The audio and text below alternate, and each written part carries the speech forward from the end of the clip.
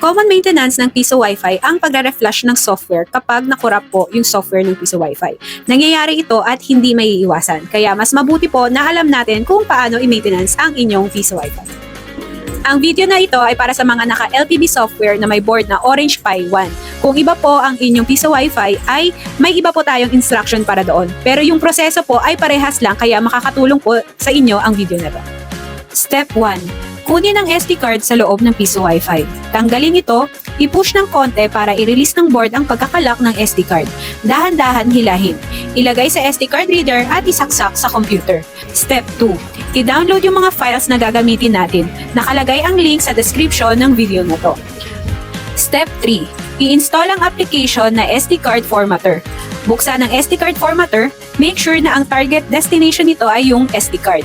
Check kung naka-quick format, then click nyo dito sa baba ang format button. Mabilis lang ito at magpo-prompt na ito ng format complete. Step 4. I-install ang Balena Etcher. Buksan ang app, sa choose file ay piliin ang zip file na version 15.3 ng LPB software for Orange Pi. Sa target naman ay piliin ang SD card file destination. At panghuli ay i-click ang flash. Hintayin matapos at mag-prompt ng flash complete. At last step, step 5, i-safety eject ang card reader sa PC gamit ang taskbar sa lower right.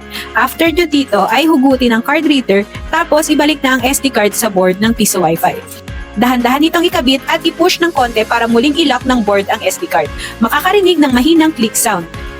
Kung may iba pa po kayong katanungan ay i-message nyo lang or i-comment sa video na to. Maraming salamat po ulit!